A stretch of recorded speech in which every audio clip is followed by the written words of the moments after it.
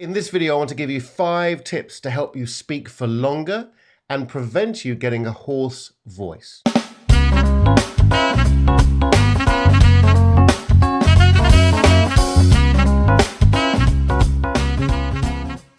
Post-pandemic, we're all in a different environment. We're in the office, we're in Zoom calls, on video calls, on meetings, on etc., etc., etc. Now, this can play havoc on our voice. Invariably, what's going on is that we're speaking louder, we're pushing too much vocal load over the vocal folds and creating dry, sensitive, hoarse, and tired voices. So how do you prevent getting a hoarse voice, speaking too loudly, and perhaps losing your voice completely? So there's lots of advice out there, and I'm inundated with YouTube videos, and we all are.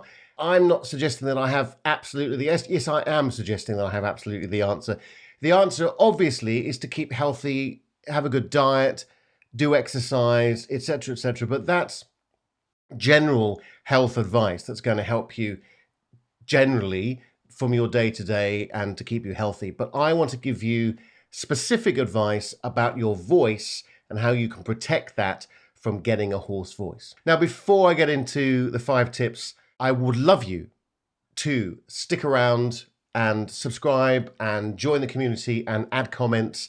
Tell me what you think about the videos. Tell me what you're really passionate about, what you really want to work on, what you want to improve, what challenges you have with communication. Maybe you're anxious to speak in public. Maybe you're having problems with your voice. Maybe you're not projecting. Maybe you're not being heard. Maybe you don't want to speak. Maybe you want to speak quietly, but you can't project your voice. Anyway, loads of things. And I cover all these things. I've recorded quite a few videos, and I record a video every week or 2. So please do consider subscribing and comment and hit the bell thing, whatever that might be. So tip number 1 is to warm up your voice. If you don't warm up, I warm up my voice every day. I do it before videos and after videos, before sessions, one-to-one sessions on Zoom, before meetings, before calls, before conferences, before singing, before everything. And because if I do that, I'm then effectively using my voice and using the right muscles, the right support to be able to speak for longer and more effectively. So I have a video. In fact, the video has 5 exercises to do before you speak, which is pretty much warming up your voice. So I do all of those every time. And I want you to do that every time. Tip number 2 is not to speak too loudly. We're all trying to cut through. I'm thinking that you're miles away, but you probably are. You're probably, I don't know where you are. Tell me where you are. In China, in Canada, in Spain. It could be anywhere. Tell me where you're listening from. That'd be really lovely to hear that anyway. But you don't need to shout. The reason you don't need to shout is because we have a microphone. Now, I'm going to talk about that as another tip. But don't speak too loudly. You don't need to. What we're doing is we're trying to cut through the room noise. We're trying to cut through a terrible acoustic. Maybe there's doors shutting, there's video conferences going on. Who knows what's going on in your world? Tell me, let me know what's happening in your world. That's why we're shouting, but we don't need to speak too loudly. You can hear me completely fine, can't you? Even though I have quite a decent setup here, it's still quite echoey in the room. And if I were to go to my other microphone, you'll hear the room noise because it's a terrible microphone, and we'll talk about that in a minute. Next, I think, where are we? Yes, next tip. So don't go anywhere. The next tip is what type of microphone. Use a microphone. So anyway, but don't speak too loudly. Bring your volume of your voice down a notch. You don't need to force too much air over the vocal folds. You can speak about that volume, a normal volume. And I have a video which I will put up here. Ping!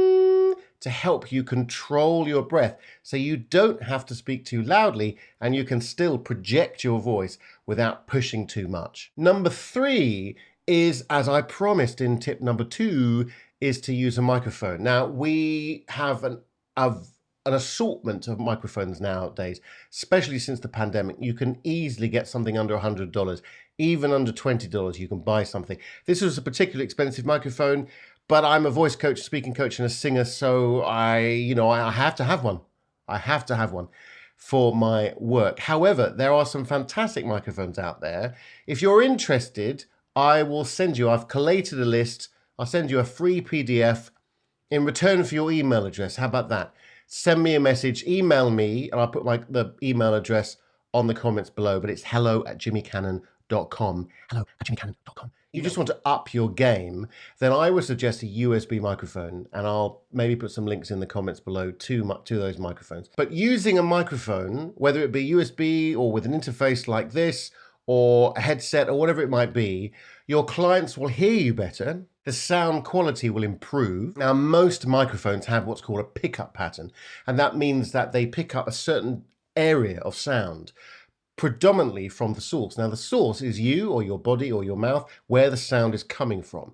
So most decent microphones will have that on. So the microphone in your laptop or your computer will be what's called omnidirectional. So it's going to be picking up a lot of the room noise, or the microphone, for instance, on your webcam, and it's not going to pick up your voice. It's going to pick up most of the room and what's going on in the room. So if it's a busy, loud office, it's going to be picking up at least 50% of that environmental sound, that ambient sound that you don't want to pick up. So buying a USB mic, a headset, or a lavalier or clip-on microphone is going to help direct the sound to your voice. So that's definitely worth considering. Tip number 4 is very simple. Keep hydrated. It's incredibly important.